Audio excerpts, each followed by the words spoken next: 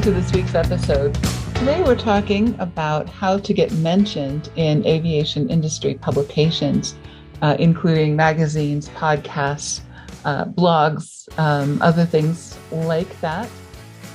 You may have noticed, or you may be frustrated by the fact that some of your competitors are always showing up, always being interviewed, always being used as sources for stories and things like that in some of the aviation publications. And you may be wondering, how do they do that? How is it that they are the ones that get called when a reporter has a question?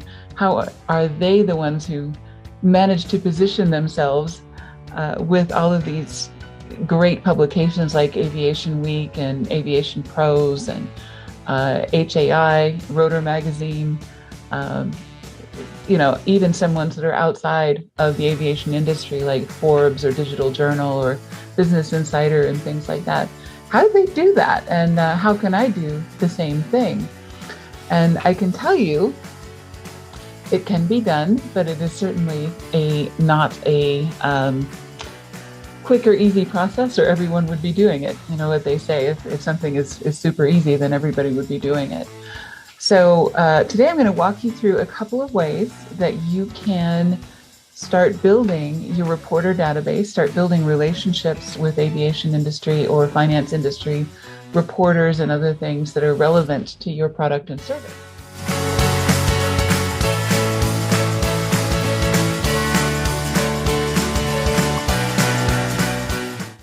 So, of course, it's always an option to buy press releases or to buy placement for your press releases using PR Wire or Reuters or some other service. And basically what you do in that case is you pay some money online and you fill out a form and you submit your release. And that works to a certain extent. Of course, you're going to reach a lot of the, I'm going to say, less aviation-centric publications, and also some of the less important publications, because if they publish everything that is given to them, they're not as credible of sources as some of the really good aviation magazines where they have real reporters who really write stories and do those kinds of things. So I'm not against doing the paid press releases, and in a lot of cases it's a really good idea because you can get your message out to a much wider audience, especially if it's in a local area and things that you can kind of make those choices through the service that you're using. But I also advocate the method that I'm going to tell you in just a minute to get specifically into the aviation industry publications, and also to build long-term relationships with reporters for the magazines that you really want to be known by. So, there's the spray and pray method, but there's also a more organized and I think more credible method that I recommend that you use as well, or in addition to purchasing press releases.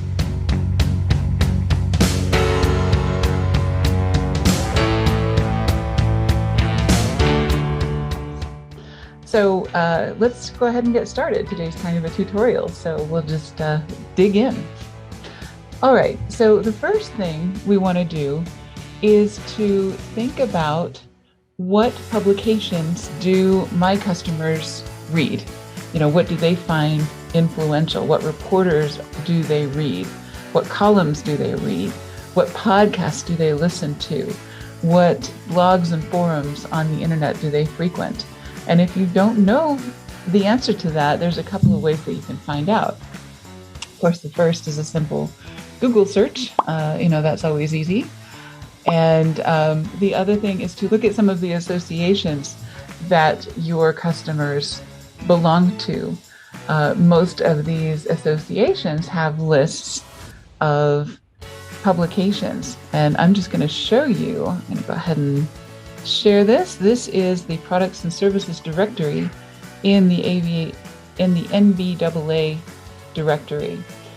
Now, if you're an NBAA member, you have access to this. You can just log into their site and peruse the list. You can click on any one of these that you like and find out more about that publication and the people that are in it, and so on. So, those are really helpful. If you're an NBAA member, I highly recommend their publication list. They have a particularly good one, but other associations have publications as members as well. So you can just search the member directory. Usually there is a section for publications, or you can just look through the member directory if it's a small organization and see which publications are members of that association. And that will sometimes help you do that. You can also use Google. You can go directly to a publication website and you can see who the editors and the reporters are on that list, and so on. So what you want to do is start with a list of publications, then you want to narrow it down to the names of individuals. And this isn't always easy, or as easy as it should be, because there's been a ton of turnover in these publications over the last year or so. They've been hit just like everybody else by the pandemic. A lot of closures and things like that. Even before that, there was a lot of merging and churn going on at all of these publications just because of the way that the market has changed for news. A lot of people are getting it on the internet instead of paying for a paper subscription magazine and things like that. So their ad revenue is up and down, mostly down.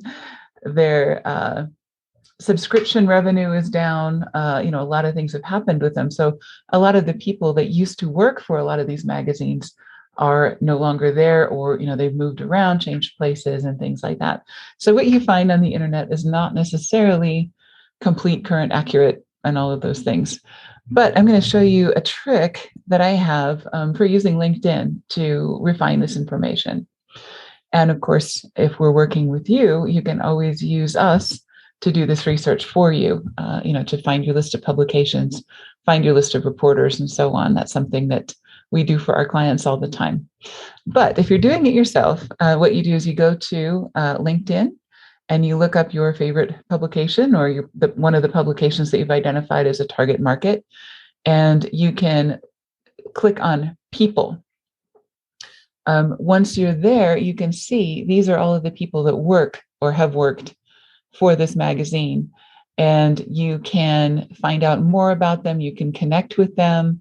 If you do choose to connect with them, I like to just send them something simple to begin with. You don't want to start with a pitch.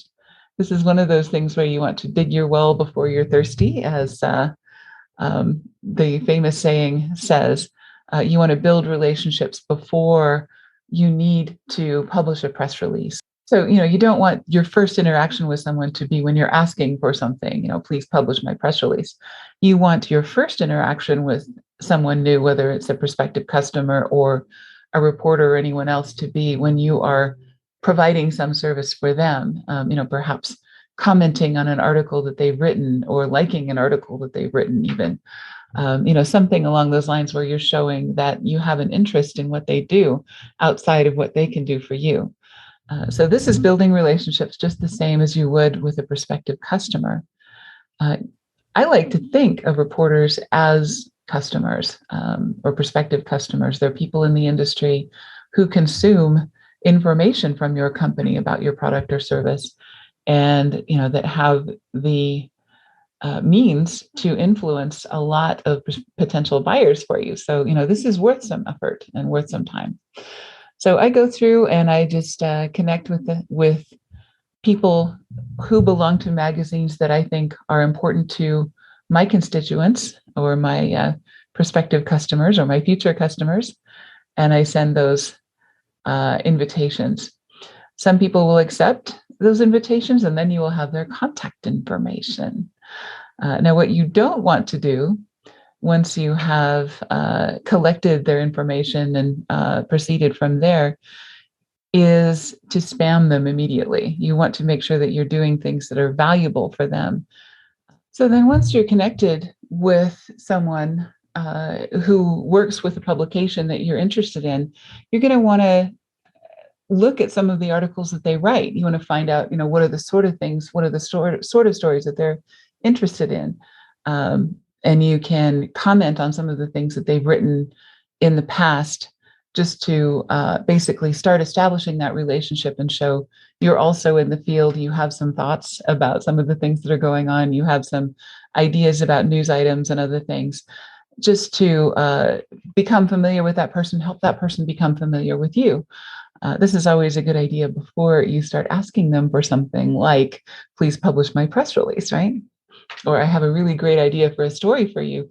That's a whole lot more credible if you know what sort of stories they write and if you are familiar with their work and they know that because they've been interacting with you for days, weeks, months, or years before you ask them for something.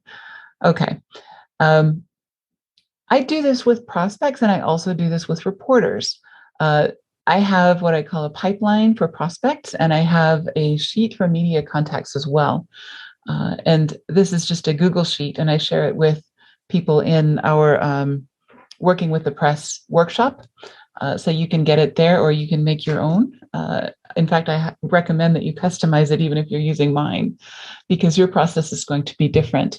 And what's on here is just a list of the media contacts, email address, publication, contact number, notes, and that might be about articles that they've published, especially if they published something about a product or service from a competitor or something along those lines.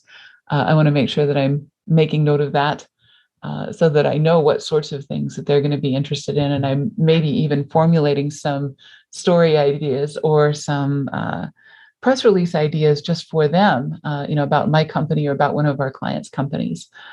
So this media contact sheet is really, really helpful for that.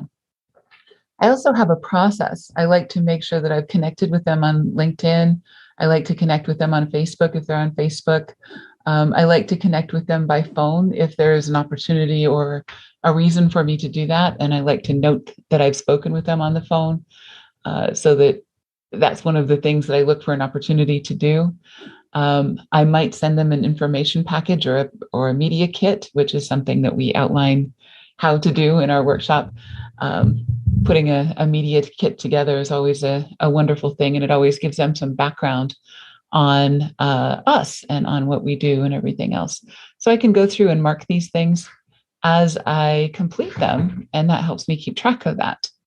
And then once I get that done, then the next few columns in this worksheet are basically about individual press releases that I send to them. So at some point, I'll find a reason to send them a press release about a particular topic, and I'll put in the date and the follow-up, whether it was published or not, and a link to that publication. So then I can also use this sheet for other things, to create social posts around the articles that someone has written about us or about a client and other things like that. So all of my information is in one place. I like for things to be easy. So that is a wonderful thing. So that's how I use this sheet. You may be wondering, how do I create news releases? What if I don't have anything to say about my company or I have a hard time coming up with good ideas?